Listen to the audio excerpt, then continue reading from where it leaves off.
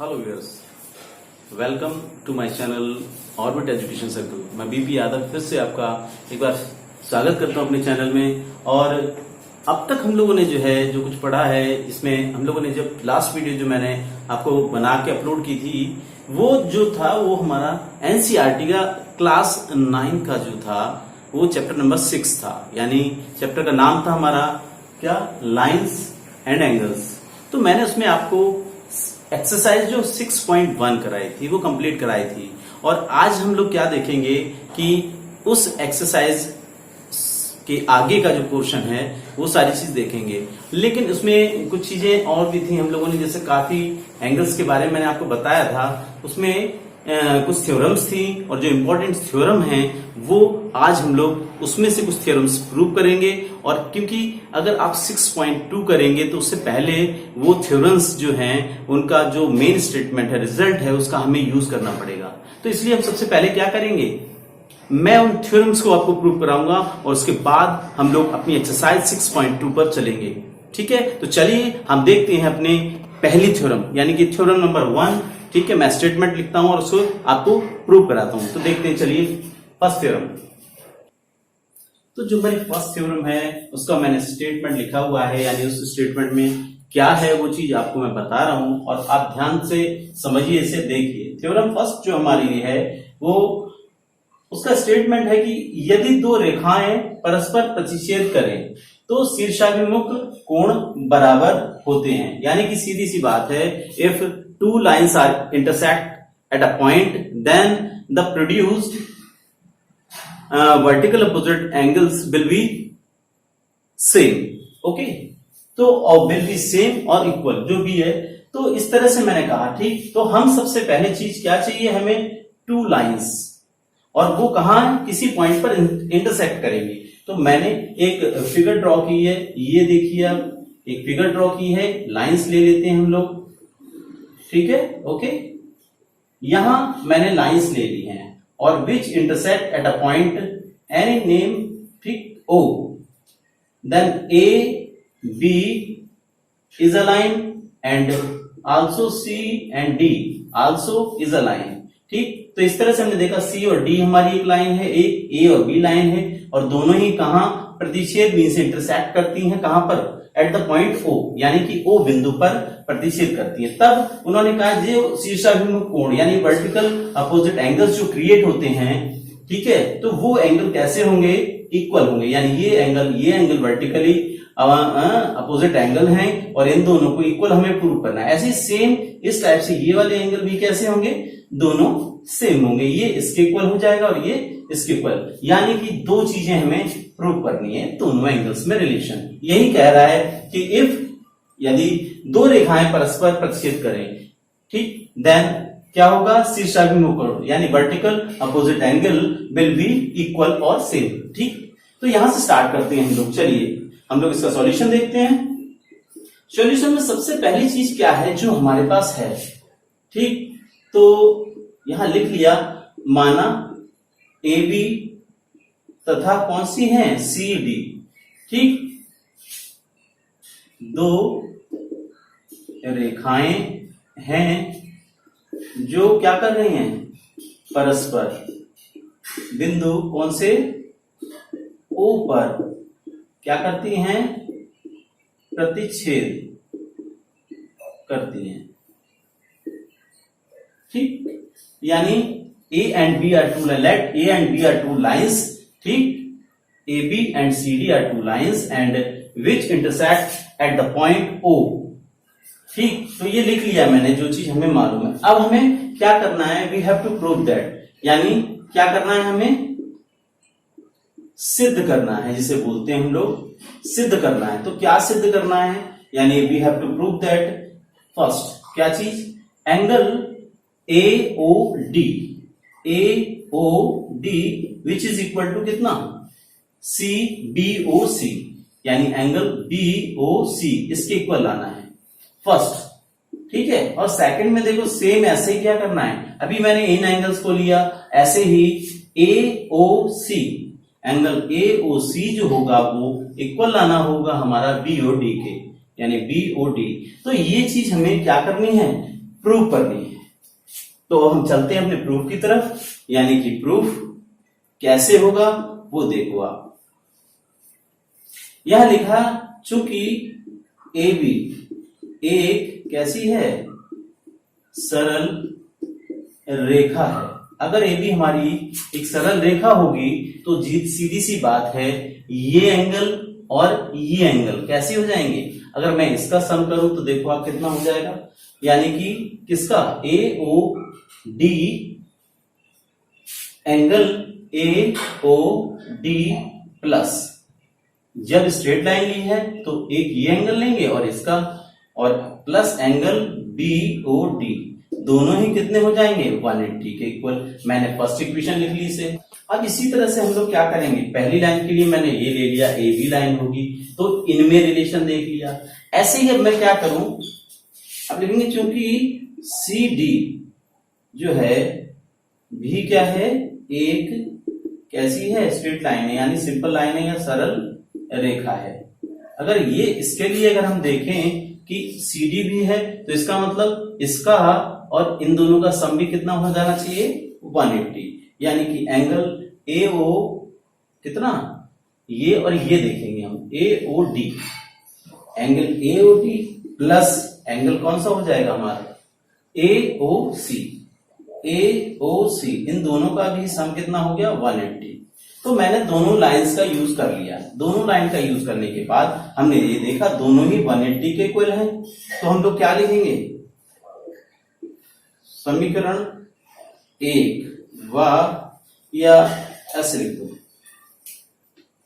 क्या लिखेंगे, from equation 1 and equation कितना 2, यानी कि हम लोग क्या कर देंगे समीकरण 1 और 2 से, ठीक, उन दोनों को क्या किया मैं यहां करता हूं इसे, ठीक है, और इन दोनों इक्वेशंस को मैंने इक्वल रख दिया।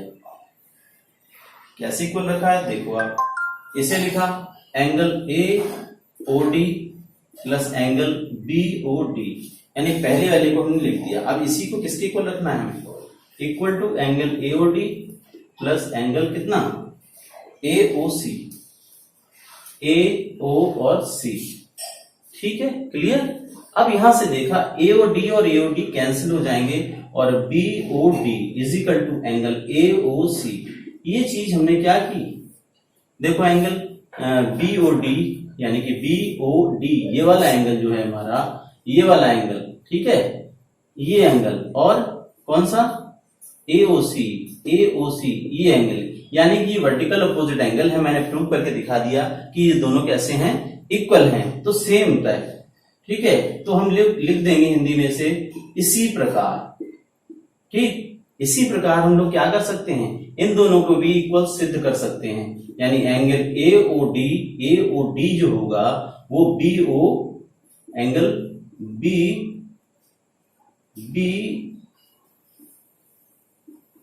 ओ और सी के कैसा आ जाएगा, इक्वल आ जाएगा।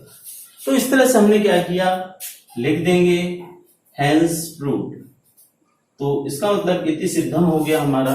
तो इस तरह हमने देख लिया बहुत इजीली कि अगर दो रेखाएं एक दूसरे को इंटरसेक्ट करती हैं किसी पॉइंट पर, तो उनके द्वारा जो वर्टिकल अपोजिट एंगल्स बनते हैं यानी सी शाखा में कोण बनते हैं वो आपस में बराबर होते हैं, यानी आमने सामने के कोण, ठीक है।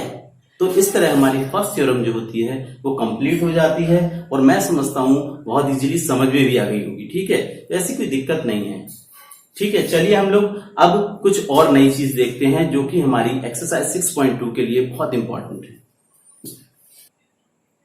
अब हम लोग देखेंगे जो हमारी एक्सरसाइज 6.2, उससे पहले मैंने कहा था आपसे कि कुछ अच्छी चीजें और बताऊंगा क्योंकि जिनकी जरूरत पड़ेगी। पहले देखो, दो लाइनों के साथ तिर्यक रेखा द्वारा निर्मित कोण, यानी कि जो हमारी 6.2 है वो ये है, इस टॉपिक से रिलेटेड है, यानी कि angles made by transversal with two lines. इसका मीन्स जो ट्रांसवर्सल है, इसे इंग्लिश में हम ट्रांसवर्सल और हिंदी में बोलते हैं तिर्यक रेखा। अगर हमारी कोई भी जो है दो रेखाएं हैं और कोई हमारी ट्रांसवर्सल जो है लाइन जो होती है, जो ट्रांसवर्सल रेखा है यानी लाइन है, वो क्या करे, कट कर दे, तो उस कंडीशन में जो एंगल्स बनते हैं उन एंगल्स के क्या नाम होते हैं, किस टाइप में उनमें रिलेशन होता है, चलिए उसे देखते हैं हम लोग। तो देखिए एक लाइन ये है हमारी, एक लाइन ये है, कोई एक लाइन थी, इसे बोला हमने क्या, ये दो लाइंस हमारी अलग अलग हैं, मैंने नाम दे दिया ए बी और क्या दे दिया पी क्यू, जो भी है कोई दिक्कत नहीं है। और ना तो ए बी तो इसे लिख दो सी डी, सी और डी। और एक पी क्यू लाइन है हमारी जिसे मैंने नाम क्या बोल दे इस लाइन को, ट्रांसवर्सल, ठीक है, यानी तिर्यक रेखा। ये क्या कर रही है, ये तिर्यक रेखा हमारी कुछ एंगल्स क्रिएट करती है। देखो एक लाइन से हमारे एंगल क्रिएट है, तो हम लोग ये देख लेते हैं कि इसमें एंगल क्रिएट किए इसने तो कैसे क्रिएट होंगे। ये स्ट्रेट नहीं होगी हमारी, कैसी होगी, क्रॉस करती हुई जा रही होगी कुछ इस टाइप से, ठीक है। हमने क्या किया, एक एंगल ये क्रिएट हुआ, एक ये क्रिएट हुआ, ऐसे एक ये क्रिएट हुआ, एक ऐसे यहां भी क्रिएट हो रहे हैं, ये देखो, और इस टाइप से, ठीक है। अब मैं इन एंगल्स के बारे में आपको बताता हूं, ठीक। एंगल में मैं इसे लिखूं 1 2 3 और 4 ऐसे नाम दे रहा हूं, और फिर 5 6 7 और 8। तो इनमें ये जो एंगल्स क्रिएट किए हैं दो लाइंस को एक ट्रांसवर्सल लाइन ने जो कट करते हुए, तो उन एंगल्स के नाम, किस टाइप के कई एंगल्स हमारे फॉर्म होते हैं यहां पर, जैसे कि हम लोग कहें ये और 5, ठीक। पहला एंगल क्रिएट होता है, इसे बोलते हैं हम लोग संगत कोण, यानी कि इंग्लिश में नाम होता है कॉरस्पॉन्डिंग और कैसा एंगल्स, क्लियर। तो कॉरस्पॉन्डिंग एंगल्स हमारे हैं क्या, कॉरस्पॉन्डिंग का मतलब है जैसे ये हमारा फर्स्ट और ये सेकंड, यानी कि एंगल फर्स्ट और एंगल जो है फिर कैसा है हमारा, कॉरस्पॉन्डिंग एंगल है, ठीक है। इसका रिलेशन 5 के साथ है। ऐसे ही हमारा ये हमने फर्स्ट लिखा, सेकंड ऐसे देखो और रिलेशन भी है हमारा कि 1 का 5 के साथ है, ऐसे 2 का किसके साथ हो जाएगा, 2 व 6, ये भी हमारा कैसा है, संगत कोण यानी कॉरस्पॉन्डिंग एंगल है। ऐसे ही और देखो आप, ऐसे ही हमारा 4 किसके साथ है, 8 के साथ, 4 और 8 4 एंगल, और दूसरा है 8। और इसी टाइप से हम लोग क्या करेंगे, 3 वाला हमारा किसके साथ, किसके, एंगल 3 व एंगल 7, ये भी हमारे कॉरस्पॉन्डिंग एंगल्स है। तो कॉरस्पॉन्डिंग एंगल्स का मतलब समझ गए आप कि जब ये हमारी ट्रांसवर्सल जो है लाइन जो होती है, जो एंगल ऊपर क्रिएट कर रही है तो ऊपर वाले के इक्वल होगा, नीचे वाला नीचे वाले के इक्वल होगा, ये फिर ऐसे 4 और 8 में रिलेशन होगा, ऐसे ये इक्वल्स होंगे, यानी कि इनमें क्या रिलेशन होगा, ये आपस में इनकी वैल्यू बराबर होती है। तो ऐसे एंगल्स जो होते हैं हमारे संगत कोण या कॉरस्पॉन्डिंग एंगल कहते हैं, ठीक है। इसी में अब दूसरा टाइप आता है हमारा, कैसा, उसे बोलते हैं हम लोग एकांतर कोण, ठीक है। तो इसे बोलेंगे अल्टरनेट और इंटीरियर एंगल, इंटीरियर और एंगल। अब चलिए ये देखते हैं क्या होते हैं हमारे ये अल्टरनेट इंटीरियर एंगल का मतलब हो गया कि देखिए अब यहां जो हमारा एंगल होंगे ये वाले, वो कौन कौन से होंगे, ठीक। जैसे कि ये एंगल 3 ये यहां क्रिएट हो रहा है हमारा, और ये कहां हो रहा है 5, ये हमारे एकांतर कोण यानी अल्टरनेट इंटीरियर एंगल्स होते हैं। और यहां हमारा एंगल 3 और एंगल कैसा 5, ये दोनों ही हमारे अल्टरनेट इंटीरियर एंगल है यानी एकांतर कोण है। जैसे इसके साथ रिलेशन है, सेम ऐसे ही क्या होगा, सेकंड वाले में हमारा जो एंगल 2 होगा, और एंगल 2 और एंगल कौन सा, इसके साथ कौन सा वाला है, ये 8 यानी एंगल 8। ये दोनों एंगल कैसे हैं हमारे, ये दोनों एंगल हैं एकांतर कोण यानी अल्टरनेट इंटीरियर एंगल्स। तो इसी तरह से अब हमने ये देखा कि क्या इनमें भी कोई रिलेशन होता है। तो इस टाइप में थर्ड वाले में देखो आप, जो थर्ड वाला हमारा होता है उसे हम लोग बोलते हैं क्या, इसका नाम है क्रमागत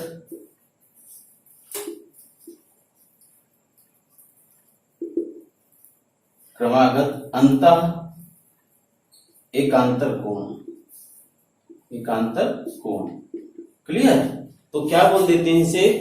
क्रमागत अंतः कोण, या अंतः कोण ही लिख लेंगे तो भी कोई दिक्कत नहीं है। अंतः कोण यानी कि सीधी सी बात है, क्रमागत है तो इसका जो नाम होगा उसे हम लोग क्या बोलेंगे?